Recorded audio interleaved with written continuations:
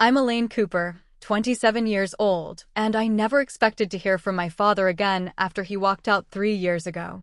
So when I found that envelope in my mailbox with the familiar slanted handwriting, my hands started shaking. The postmark was from a town I'd never heard of, 3 hours away. But it was what I found inside that turned my entire world upside down. Everything I thought I knew about my family was a lie.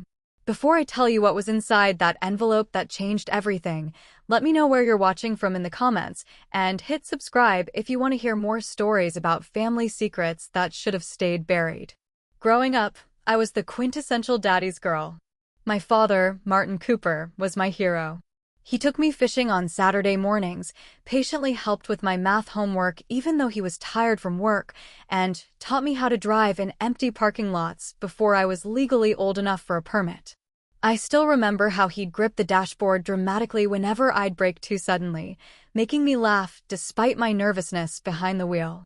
We were a small family, just Mom, Dad, and me. Mom was the practical one, keeping our lives running smoothly, while Dad was the dreamer, always talking about the cabin he'd build someday or the cross-country road trip we'd take once we had the money. They balanced each other perfectly, or so I thought. That all changed 5 years ago when Mom was diagnosed with stage 4 ovarian cancer. The doctors gave her a year, maybe less. I was 22, just finished with college and starting my first real job. I moved back home to help care for her. Dad seemed to crumble under the pressure almost immediately.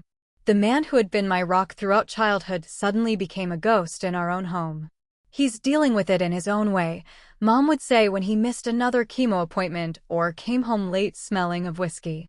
She always made excuses for him, even as she grew weaker. The worst part was watching him pull away when we needed him most. He started taking more business trips than ever before, leaving me to drive Mom to appointments and hold her hair back when she was sick from the treatments. When he was home, he was distant, locked in his home office or staring blankly at the TV, a tumbler of bourbon in his hand. Mom died 4 months after her diagnosis, much sooner than the doctors predicted. The cancer was more aggressive than they thought. Dad seemed to completely fall apart at the funeral, sobbing uncontrollably in a way that made people uncomfortable. I thought it was grief, but looking back now, I wonder if it was guilt. After Mom's death, our relationship deteriorated rapidly.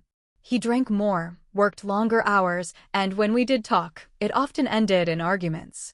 I'd scream at him for abandoning Mom when she needed him, and he'd just stare at me with hollow eyes or leave the room entirely. It was like living with a stranger who wore my father's face. The final blow came 2 years after Mom's death. I'd stopped by his house to drop off some paperwork he needed to sign regarding Mom's life insurance. I still had a key, and when I let myself in, I heard him on the phone in the kitchen. He was laughing, actually laughing, something I hadn't heard in years. When he saw me standing in the doorway, he abruptly ended the call. "Who is that?" I asked. "Just work," he mumbled, but I knew it was a lie. I don't remember exactly what was said next, but years of bottled resentment exploded between us. I accused him of moving on too quickly, of never really loving Mom, of being a selfish coward. He shouted back that I was being childish, that I didn't understand adult relationships or real life. "You don't understand anything about my life," he yelled, his face red with anger.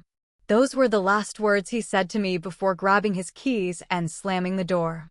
I expected him to come back the next day with an apology. He didn't. A week later, I went by the house and found it empty. The neighbors said he'd packed up and left.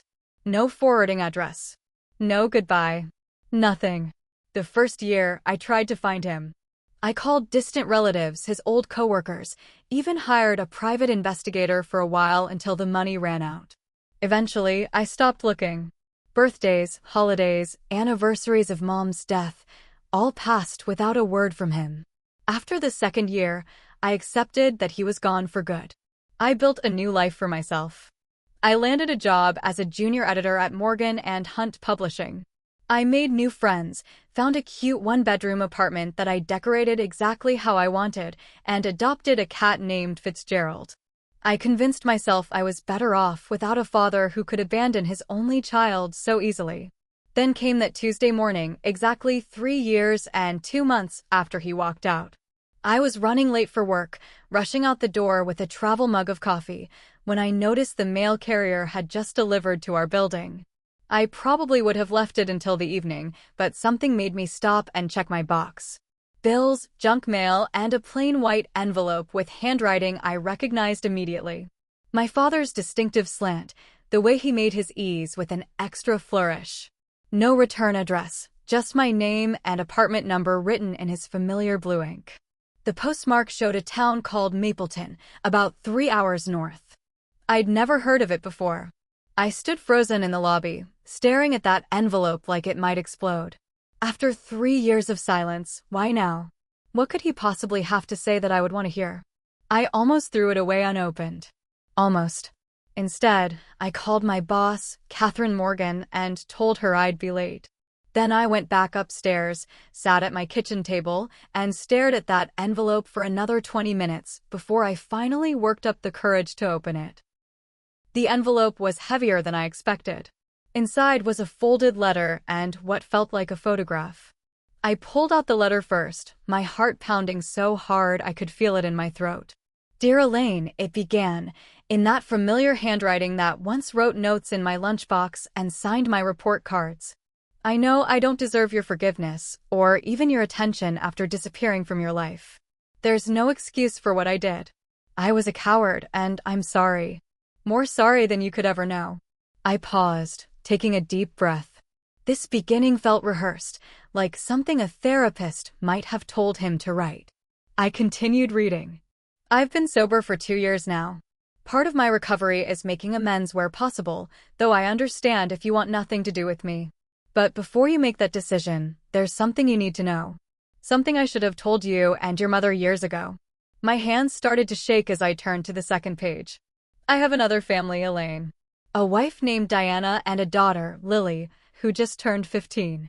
They live with me in Mapleton now." I had to put the letter down. The room was spinning. Another family? A teenage daughter? I tried to do the math in my head. 15 years old. That meant she was born when I was 12. While Mom was alive. While we were still supposedly a happy family. After several minutes of deep breathing, I picked up the letter again. "I met Diana 16 years ago at a conference in Chicago. What started as a brief affair became something more complicated. When Lily was born, I made the worst decision of my life, trying to keep both families, living a double life instead of facing the truth. I told myself I was protecting everyone, but I was only protecting myself. I felt sick. The business trips. The late nights at the office. The missed family dinners. He wasn't working. He was with his other family. And when Mom got sick. When your mother became ill, the guilt became unbearable. I couldn't face what I'd done, so I retreated into alcohol instead of being there for either of my families properly. After your mother passed, and you and I fought that last time, I finally told Diana everything. She nearly left me, and I wouldn't have blamed her if she had. Instead, she insisted we move away, start fresh, and that I get sober. It's taken me years of therapy to work up the courage to write this letter." I pulled out the photo that had been enclosed. It showed a teenage girl with long brown hair and a hesitant smile, standing in front of a modest one-story house. The resemblance was unmistakable. She had my eyes, my nose, even the same dimple on her right cheek. Looking at her was like seeing myself at 15. The letter continued, "Lily knows about you now. She's been asking to meet her older sister for months. Diana thinks it would be good for both of you. If you're willing, we're at 1478 Pine Street in Mapleton. My number is below. If I don't hear from you, I'll understand." He signed it simply Dad, with a phone number beneath. I read the letter 3 more times, trying to process what it meant. My father hadn't just abandoned me. He'd been living a complete double life for years. While Mom was alive. While she was dying of cancer. He had another daughter who was nearly half my age, who had no idea I existed until recently. The betrayal felt fresh and raw, like he had left yesterday instead of 3 years ago. But beneath the anger, there was something else. Curiosity. I had a half-sister. Someone who shared my blood, who looked like me. Someone who might be just as confused and hurt by our father's actions as I was. I called my best friend, Rachel, and read her the letter over the phone. "That bastard," was her immediate response. "Elaine, you don't owe him anything. Throw the letter away and move on with your life." "But what about Lily?" I asked. "She didn't do anything wrong. She didn't choose this. So what are you thinking? You're actually considering going to see them." I was. And that realization surprised me as much as it did Rachel. "I need answers," I said finally. "And I want to meet her." "My sister." "Half-sister," Rachel corrected. "Don't go alone, at least." "I'll come with you." But this felt like something I needed to do by myself. I told Rachel I'd think about it, but I had already made up my mind. I needed to see the life my father had chosen over me and my mother. I needed to look him in the eyes when he explained himself. And I needed to meet the girl in the photograph who shared my blood. That night, I couldn't sleep. I kept thinking about what my mother would want me to do. Would she want me to meet this girl, this other daughter from the woman her husband had cheated with? Or would she want me to protect myself from more pain? I tossed and turned until dawn, then made a decision. I would go to Mapleton, but I wouldn't call first. I wanted to see my father's face when he opened the door and found me standing there. I wanted the element of surprise. The next morning, I called Catherine at the publishing house to request a few days off. "Is everything all right?" she asked, concern evident in her voice. I rarely missed work, and this was short notice. "Family emergency," I said, which wasn't entirely untrue. "I need to drive up north for a couple of days." "Take whatever time you need," she said. "The manuscripts will be here when you get back." I packed a small bag, enough for an overnight stay if necessary, though I wasn't sure I'd want to stay in Mapleton any longer than it took to confront my father. Before leaving, I searched online for information about the town and address he'd provided.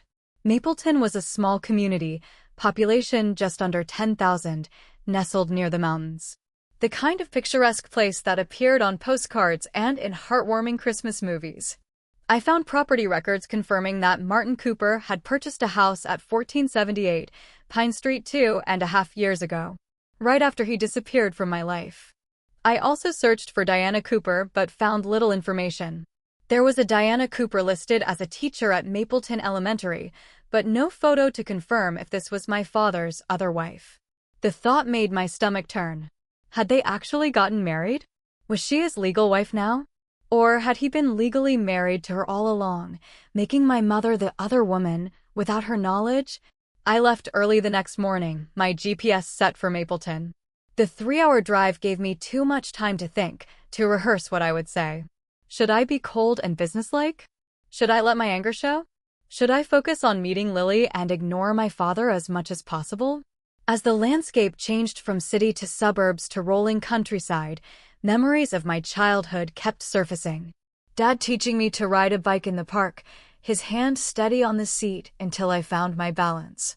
Dad building me a treehouse in our backyard, even though he was terrible at carpentry and it looked more like a wobbly platform. Dad walking me down the aisle someday at my wedding, a future memory now permanently erased. I almost turned back twice.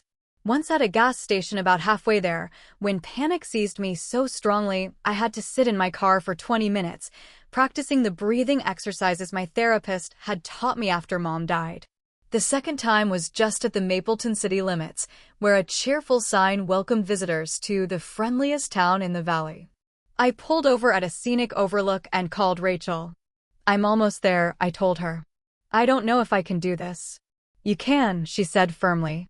"You're the strongest person I know, Elaine. And whatever happens, I'm here. If you need me to drive up and get you, just say the word." Her confidence in me was enough to push me forward. I drove into Mapleton, following my GPS through a charming main street with brick storefronts and American flags hanging from lamp posts. It was early afternoon when I finally turned onto Pine Street. Number 1478 was a modest one-story house with gray siding and white trim. A basketball hoop hung over the garage and flower beds lined the front walkway. It looked like a normal, happy home. The kind of place where a normal, happy family would live. There was a red sedan in the driveway. Someone was home. I parked across the street and just sat there, watching the house. What was I doing here? What did I expect to accomplish? Would seeing my father and his secret family give me closure, or just reopen wounds that had finally started to heal? An hour passed as I sat there, debating. Then the front door opened, and a teenage girl bounced down the steps with a backpack slung over one shoulder. Lily. She looked even more like me in person than in the photograph. She got into the red sedan with a woman I assumed was Diana, petite, with shoulder-length blonde hair. They backed out of the driveway and drove past me without a glance. They didn't know who I was. They had no idea that the daughter/sister they'd been curious about was sitting right there, watching them. Their departure made my decision for me. My father was home alone now. It was time. I crossed the street on shaky legs and walked up to the front door. I stood there for a full minute, heart pounding, before finally raising my hand and knocking. Footsteps approached from inside. The door swung open. Elaine. My father stood before me, older than I remembered. Gray now dominated his once dark hair, and new lines etched his face. He'd lost weight, and his eyes, my eyes, widened in shock. "Hello, Dad," I said, my voice steadier than I felt. Surprise. For a moment, he just stared at me, mouth slightly open, like I was an apparition. Then, without warning, his eyes filled with tears. "Elaine," he said again, this time in a whisper. "You came." He moved as if to hug me, but I took a step back, maintaining the distance between us. His arms dropped to his sides. "Can I come in?" I asked coldly. "Or would that be inconvenient for your real family?" He flinched at my words, but stepped aside to let me enter. The house was neat and comfortably furnished, family photos on the walls, a stack of magazines on the coffee table, a high school textbook forgotten on the couch. A normal home. It made me irrationally angry to see how normal it all was. "Diana and Lily just left for Lily's piano lesson," he said, closing the door behind me. "They'll be back in about an hour." "Good," I said, setting my purse down. "That gives us time to talk before I meet my replacement." "It wasn't like that, Elaine," he said, his voice pleading. "Please sit down. Can I get you anything? Water? Coffee?" "I didn't come here for hospitality," I said, but I sat on the edge of an armchair. "I came for the truth. All of it." He sank onto the couch across from me, running his hands through his hair, a nervous gesture I remembered from childhood. "I don't know where to start." "The beginning would be nice," I said. "How about starting with when you decided to create a whole second family while married to my mother?" He winced. "I met Diana at a marketing conference in Chicago. I was there representing our company. She was there with her firm. It was supposed to be a one-time thing, just a mistake made after too many drinks at the hotel bar. But then she called a few weeks later to tell me she was pregnant. And you decided the appropriate response was to live a double life for the next 15 years rather than be honest with anyone." "I panicked," he said simply. "I loved your mother. I loved our life together. But Diana was having my child, and I couldn't just abandon them." "So you abandoned us instead," I said bitterly. "Just on a delayed timeline." "No. I try to be there for everyone." I know how it sounds, but in my mind, I was doing the right thing. Your mother was already dealing with her arthritis pain. I couldn't bear to hurt her more with the truth. "So noble of you," I said, sarcasm dripping from every word. "And how exactly did this arrangement work?" "Detailed logistics, please."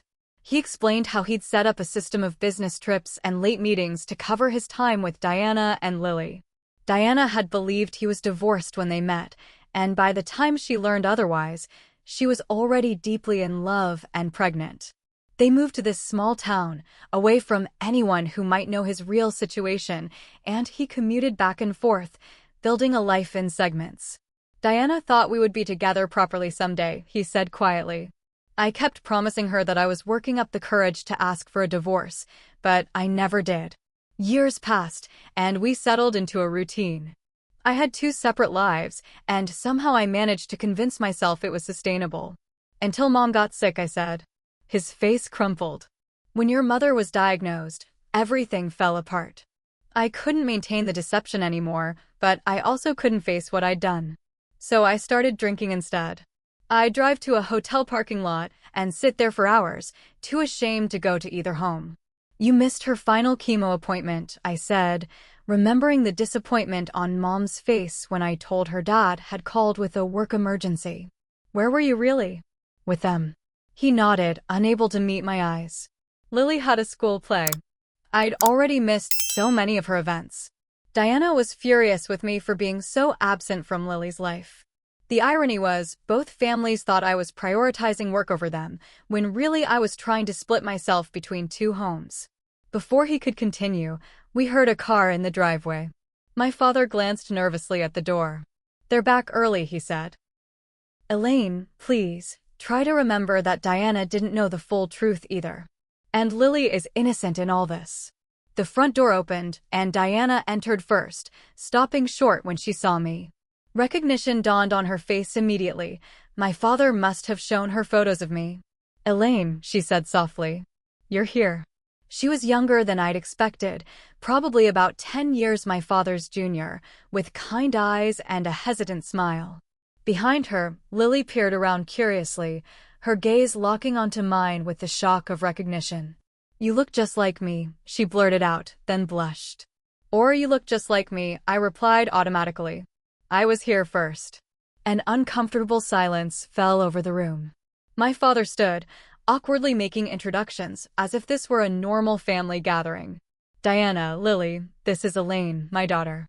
Elaine, this is Diana and Lily. Diana stepped forward, extending her hand. I've wanted to meet you for a long time, she said. I'm so sorry for everything.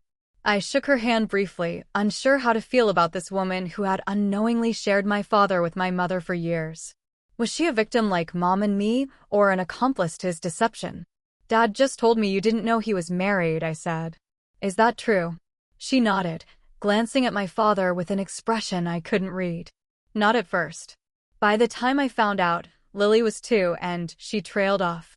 And you loved him, I finished for her. I understand. My mother loved him too. The tension in the room was palpable. Lily hovered uncertainly by the door, clutching her backpack to her chest like a shield.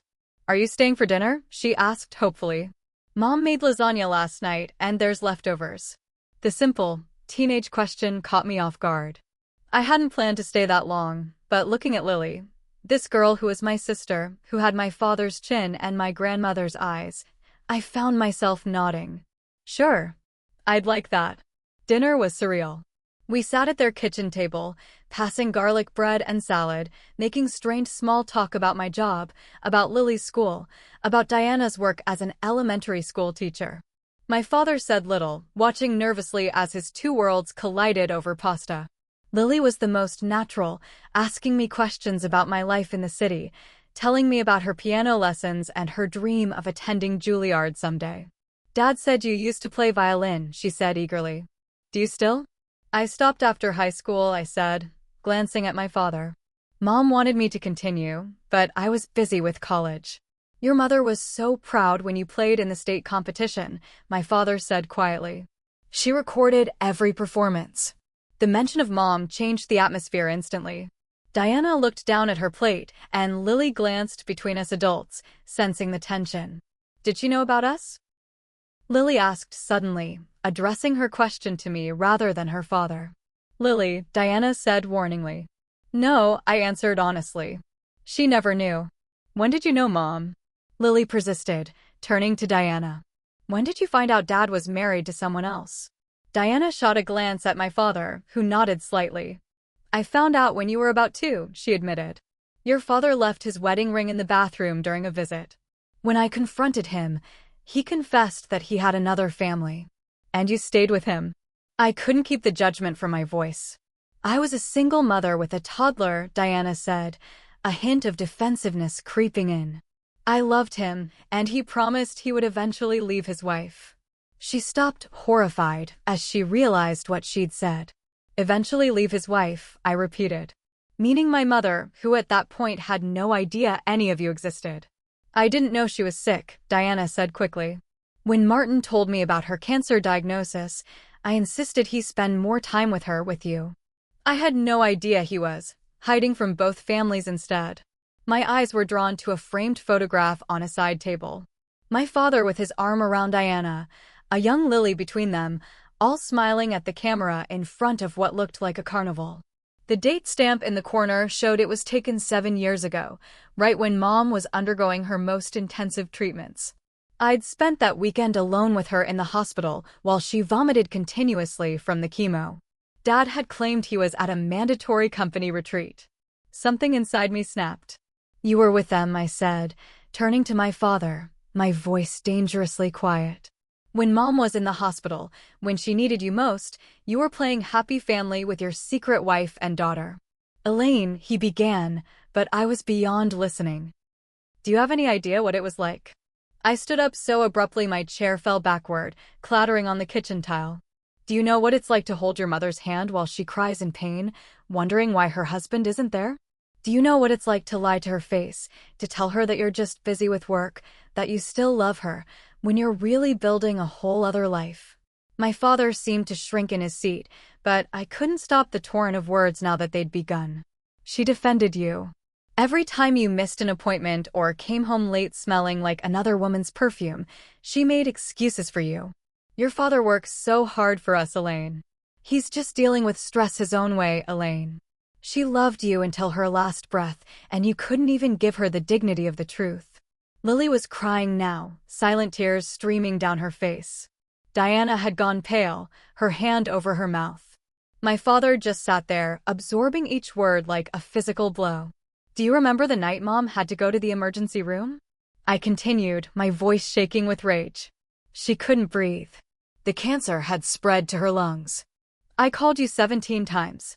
17. And you never picked up. I had to drive her myself, terrified she would die in my car. Where were you that night?" "With them." My father closed his eyes, a tear escaping down his cheek. His silence was all the confirmation I needed. "It was Lily's birthday," Diana whispered, horror in her voice. "He was here."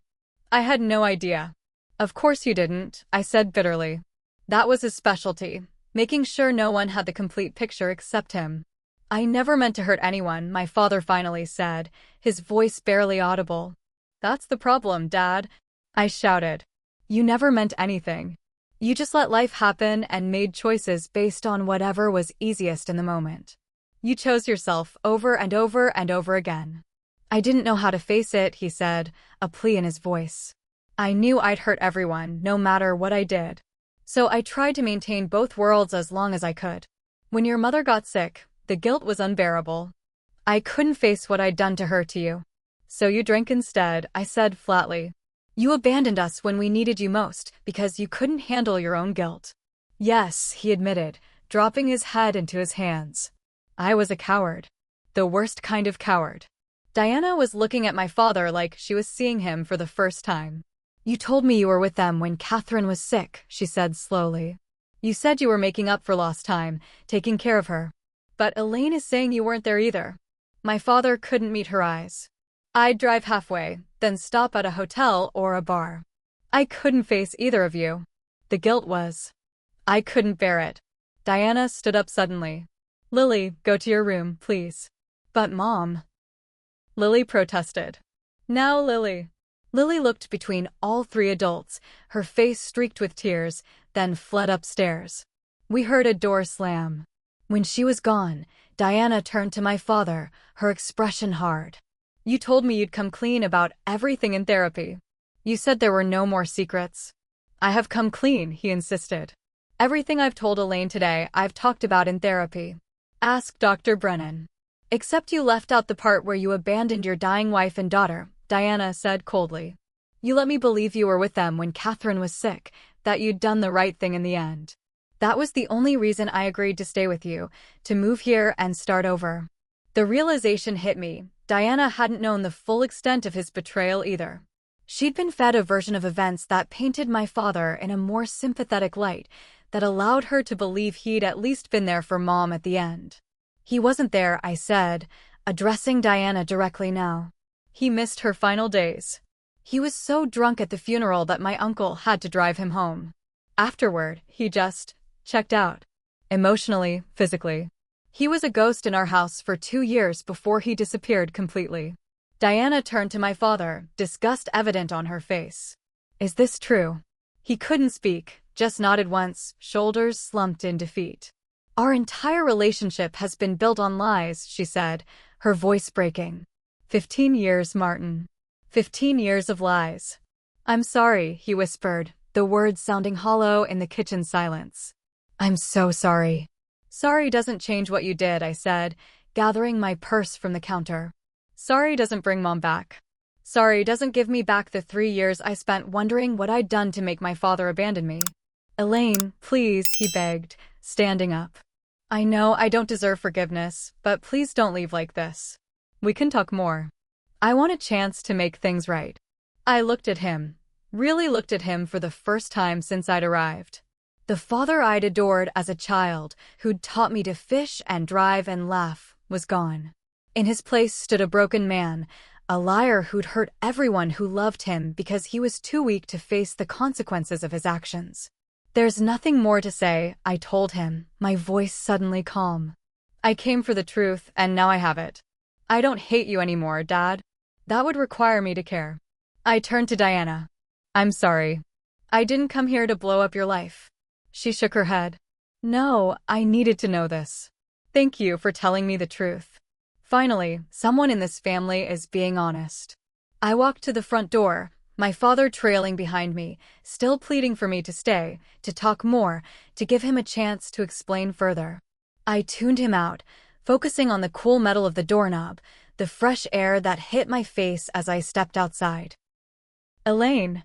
It wasn't my father's voice that stopped me, but a younger one. Lily stood at the top of the stairs, her face still tearful. Are you leaving? I hesitated, looking up at the sister I'd just discovered, the innocent casualty of our father's web of lies. I need some time to process all this, Lily. Will you come back? She asked, her voice small. I didn't know what to say. Behind me, my father was silent, waiting for my answer too. I don't know, I said honestly.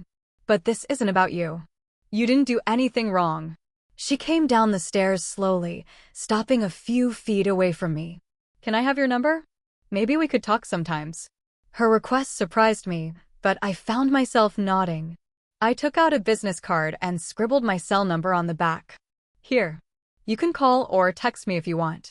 She took the card carefully, like it was something precious. Thanks. I've always wanted a sister. Despite everything, I felt a small smile tug at my lips.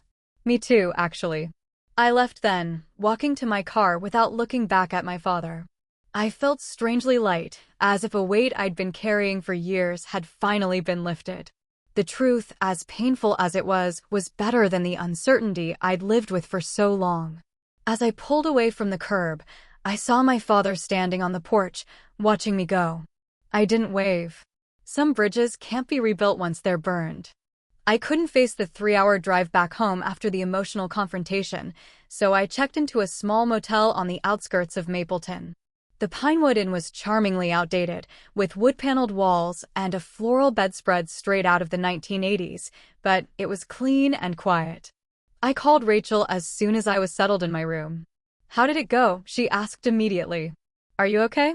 I don't know, I answered honestly. It was intense. He had a whole other life, Rachel. For years. While Mom was alive, while she was dying. He wasn't just hiding from me these past 3 years. He was hiding from all of us our entire lives. I told her everything. About Diana believing my father would eventually leave Mom. About Lily who looked so much like me it was eerie. About the photograph taken while Mom was in the hospital. What a bastard, Rachel said when I'd finished. I knew he was bad news when he disappeared on you, but this is next-level betrayal. The weird thing is, I don't even feel angry anymore, I said, surprising myself with the realization. I just feel sad. Sad for Mom, who never knew the truth. Sad for Diana, who built a life with a liar. Sad for Lily, who's going to have to deal with the fallout of all this. And sad for myself, I guess, for believing in a father who never really existed. Are you coming home tomorrow? Rachel asked. I think so. I need to process all this. And get back to work before Catherine fires me. She wouldn't fire you. She loves you, Rachel assured me. Get some rest, okay? This is a lot to handle in one day. After we hung up, I tried to sleep, but my mind kept replaying scenes from the confrontation, interspersed with memories from my childhood. Had any of it been real? Had my father truly loved us, or had we just been one facet of his compartmentalized life, a role he played until it became inconvenient? I must have fallen asleep eventually, because I woke to sunlight streaming through the thin motel curtains and someone knocking on my door. Disoriented, I glanced at the clock. 8:37 a.m. Who could be knocking this early? When I looked through the peephole, I was shocked to see Lily standing there, shifting nervously from foot to foot. I opened the door, still in my t-shirt and pajama pants. "Lily? How did you find me?" She looked sheepish. "There are only 3 motels in Mapleton. I called them all and asked if an Elaine Cooper was staying there." I raised my eyebrows, impressed by her detective work. "Does your mom know you're here?" She nodded. "She dropped me off. She said I could have an hour to talk to you before school." I stepped aside to let her in, suddenly conscious of my morning appearance. "Let me just..." I gestured vaguely at my disheveled self. "It's okay," Lily said quickly. "I don't mind." She sat on the edge of the bed while I splashed water on my face in the bathroom and ran a brush through my hair. When I emerged, she was studying the generic landscape painting on the motel wall with intense focus. "So," I said, sitting in the armchair across from her, "you wanted to talk?" She nodded, still not looking at me. "I wanted to apologize for yesterday. For everything." "You have nothing to apologize for," I said firmly. "None of this is your fault." "I know, but..." She finally met my eyes. "I feel bad about your mom. About how Dad treated you both. Mom and Dad were fighting all night after you left. I've never seen Mom so angry." "I'm sorry you had to witness that," I said sincerely. "This situation is complicated, and it's not fair that you're caught in the middle of it." "Did you know about me?" she asked suddenly. "Before the letter, I mean. Did you know you had a sister?" I shook my head. "I had no idea." "Did you know about me?" "Not until a few months ago," she admitted. "Dad started therapy after his 2-year sobriety chip, and that's when he told us about you and your mom." I was so mad at first. I felt like my whole life had been a lie. "I know exactly how you feel," I said, surprised at how easy it was to talk to her. "It's like finding out the story of your life was written by someone else, and they left out all these crucial chapters." She nodded eagerly. "Yes, that's exactly it. Mom said I should be mad at Dad, not you. That you were a victim in this too." "Your mom seems like a wise woman," I said, finding myself warming to Diana despite the circumstances. "She is," Lily agreed. "She said we could move out if I wanted to, start over somewhere else, just the 2 of us. But I don't know. He's still my dad, you know? Even though he lied about everything." The conflict in her voice was painfully familiar. That same battle between love and betrayal had raged within me for years after Mom died and Dad began to withdraw. "It's okay to love someone and be angry with them at the same time," I told her. "Feelings aren't simple. They're messy and contradictory, especially when it comes to family." Lily was quiet for a moment, picking at a loose thread on the bedspread. "What was she like?" "Your mom." The question caught me off guard, but I found myself smiling. "She was amazing. Strong, smart, practical. She could fix anything: leaky faucets, broken toys, scraped knees. She made the best chocolate chip cookies in the world, and she sang off-key to the radio when she thought no one was listening." "She sounds nice," Lily said softly. "I wish I could have known her." "Me too," I said, surprised to find my eyes welling with tears. "She would have loved you, I think. She always wanted more children, but there were complications when I was born, so I was it." We talked for nearly an hour, exchanging stories and memories, discovering similarities beyond our physical appearance. We both loved mystery novels and hated cilantro. We both had a habit of twirling our hair when concentrating. We both played musical instruments, my violin to her piano. When Diana texted that she was outside waiting, Lily hesitated by the door. "Can we stay in touch?" "For real?" "I'd like that," I said, surprised to find I meant it. "Text me anytime." She impulsively hugged me before leaving, catching me off guard. After a moment's hesitation, I hugged her back, feeling an unexpected connection to this teenage girl who shared half my DNA. After she left, I packed my things and checked out of the motel. Before leaving town, I drove back to Pine Street. Diana's car was gone, probably taking Lily to school, but my father's truck was in the driveway. I sat in my car for a long time, debating whether to go in. Finally, I got out and knocked on the door. He answered quickly, hope flaring in his eyes when he saw me. Elaine. You came back. I'm leaving town, I said, keeping my voice neutral. I wanted to get my things. His face fell, but he stepped aside to let me in. I'd left my purse on their kitchen counter in my hurried departure the night before. The house was eerily quiet without Diana and Lily. My father followed me to the kitchen, keeping a respectful distance. Diana told me Lily went to see you this morning, he said as I retrieved my purse. She did, I confirmed. She's a great kid. She is, he agreed. Elaine, about yesterday. I held up a hand to stop him. I didn't come here for another conversation, Dad. I said what I needed to say. Please, he begged. Just listen for 1 minute. You don't have to respond. I checked my watch pointedly but didn't leave. What I did was unforgivable, he said. To your mother, to you, to Diana and Lily. I hurt everyone I loved because I was too much of a coward to face my mistakes. I don't expect forgiveness, and I won't ask for it. But I want you to know that I did love your mother, and I love you. My failures as a husband and father don't change that, even if they make that love worthless to you now. His words hung in the air between us. Part of me wanted to believe him. Part of me knew that love, real love, doesn't behave the way he had. I don't know what to do with that information, I said finally. I don't know if I believe you, and I don't know if it matters if I do. He nodded, accepting my response without protest.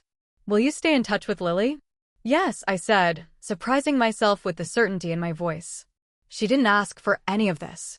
And I think we both could use a sister right now. Relief washed over his face. Thank you. She hasn't stopped talking about you since you arrived. I headed for the door, pausing with my hand on the knob. I can't promise anything beyond that. I need time to process all this. I understand, he said quietly. For what it's worth, I'm glad you came. Even if it was just to tell me off. You deserved that chance, at least. I looked at him one last time. This stranger who was my father, this man who had caused so much pain with his deception and cowardice. I thought I might feel something profound in this moment, closure, perhaps, or catharsis. Instead, I just felt tired. Goodbye, Dad. I walked out to my car without looking back. As I pulled away from Pine Street, I called Rachel. I'm on my way home, I told her.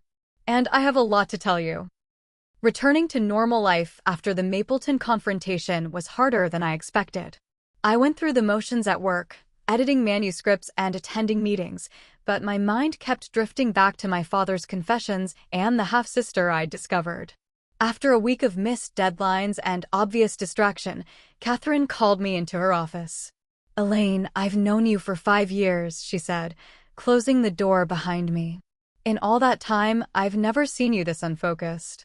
What's going on? I hesitated, unsure how much to share, but Catherine's concerned expression broke through my hesitation. I told her everything, the letter, the secret family, the confrontation. When I finished, she sat back in her chair, processing the bombshell I'd just dropped. Well, that certainly explains your distraction, she said finally. Have you considered taking some time off? A proper leave, not just a few days. I can't afford to, I said, thinking of my rent and student loans. You have 3 weeks of unused vacation time, Catherine pointed out. Use it. The manuscripts will wait. Your mental health won't. I reluctantly agreed, and the next day began a 3-week leave of absence. With suddenly empty days stretching before me, I made an appointment with Dr. Levine, the therapist I'd seen briefly after Mom died.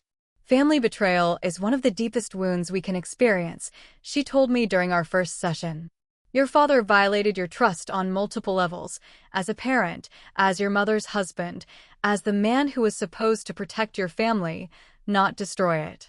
Over the next few weeks, I met with Dr. Levine twice weekly, unpacking not just the recent revelations, but the years of confusion and abandonment that came before. Why hadn't I questioned his frequent absences more? Had I somehow enabled his deception by accepting his flimsy excuses? Had Mom suspected something but chosen to remain silent? You're looking for ways to make this your fault, Dr. Levine observed during one particularly difficult session. It's easier to blame yourself than to accept that someone you loved was capable of such profound deception. Meanwhile, Lily and I began exchanging regular text messages. At first, they were tentative and superficial, comments about the weather, questions about favorite movies or books. Gradually, we grew more comfortable with each other, sharing more personal thoughts and memories. 3 weeks into my leave, she asked if she could visit me in the city. Mom said she could drive me up for a weekend if it's okay with you, her text read. No pressure if you're not ready. I surprised myself by agreeing immediately. Rachel helped me prepare for the visit, making up the sofa bed in my small apartment and stocking the fridge with teenage-friendly snacks. Are you sure about this? She asked as we changed the sheets. You barely know this girl. She's my sister, I said simply. And she's not responsible for our father's mistakes. Lily arrived on a Friday afternoon, eyes wide with excitement at her first visit to the city. I showed her around my neighborhood, took her to my favorite bookstore, and introduced her to proper New York-style pizza. We stayed up late talking, discovering more similarities and differences, filling in the blanks of each other's lives. Do you think you'll ever forgive Dad? She asked as we sat on my tiny balcony, watching the city lights below. I don't know, I answered honestly. Some days I think maybe someday. Other days it feels impossible. Mom's really struggling with it, Lily confided. They're in couples therapy, but she says she doesn't know if she can ever trust him again. She stays because of me, I think. That's not your responsibility, I told her firmly. Whatever happens between them isn't your fault or your burden to fix. I know, she sighed. But it still feels like it is. By Sunday evening, when Diana came to pick her up, it felt like we'd known each other for years instead of weeks. We promised to make the weekend visits a regular thing, alternating between my apartment and Mapleton, though I made it clear I wouldn't be staying at my father's house. The next month, my phone rang with an unfamiliar number. It was Diana. I hope you don't mind me calling, she said, her voice hesitant. I got your number from Lily's phone. It's fine, I assured her. Is everything okay? Is Lily all right? She's fine, Diana said quickly. I actually wanted to talk to you. Would you be willing to meet me for coffee sometime? Just the two of us. We arranged to meet at a cafe halfway between our homes the following weekend. I was nervous driving there, unsure what Diana wanted to discuss. When I arrived, she was already seated at a corner table, looking as anxious as I felt. Thank you for meeting me, she said as I sat down across from her. I know this is strange. A little, I admitted. But everything about our situation is strange. She smiled slightly at that. True. I wanted to talk to you about your mother, actually. I realized I know almost nothing about her, and that feels wrong somehow. I was taken aback by her request, but found myself telling her about Mom, her kindness, her strength, her passion for gardening and crossword puzzles. Diana listened intently, asking thoughtful questions about the woman whose husband she had unknowingly shared. She sounds wonderful, Diana said when I finished. I wish I could tell her how sorry I am. When Martin and I met, he told me he was divorced. By the time I learned the truth, I was already pregnant with Lily. I told myself that if he left you and your mother, it would hurt you more than if we maintained the status quo. But that was just a convenient lie I told myself to avoid making hard choices. You didn't know the full story, I said, surprised to find I meant it. He manipulated all of us. I've been so angry since you came to our house, she admitted. Not at you, at Martin, at myself. I enabled his lies for years. I accepted crumbs of his time and attention when he was really yours. And when your mother was dying. Her voice broke. I never would have kept him from you both during that time if I'd known. You have to believe that. Somehow, I did believe her. Diana had been another victim of my father's selfishness, not an accomplice. What will you do now? I asked. About you and Dad, I mean. She looked down at her coffee cup. I don't know. We're in therapy, both couples and individual. He's trying, really trying. But there's so much damage, so many lies. Lily loves him, despite everything. That complicates things. It does, I agreed, thinking of my own complicated feelings toward my father. But Lily's stronger than you might think. Whatever you decide, she'll be okay. When Lily's high school graduation rolled around the following spring, she asked me to attend. I hesitated, knowing my father would be there, but couldn't bear to disappoint her. The ceremony was held in Mapleton High's football field, folding chairs arranged in neat rows facing the temporary stage. I slipped in just before it started, sitting near the back to avoid an awkward encounter with my father. I spotted him and Diana near the front, both dressed in their Sunday best. He looked older than when I'd last seen him, his shoulders slightly stooped. I wondered briefly if he was still sober, still in therapy. We hadn't spoken directly since that day in his kitchen, though Lily occasionally passed along cautious regards from him. After the ceremony, I found Lily in the crowd, presenting her with a small wrapped gift, a silver locket containing a tiny photograph of us together, taken during one of her weekend visits. "I love it," she said, immediately putting it on. "Thank you for coming. I know it wasn't easy." "I wouldn't have missed it," I told her truthfully. I saw my father approaching over her shoulder, Diana a few steps behind him. My body tensed automatically.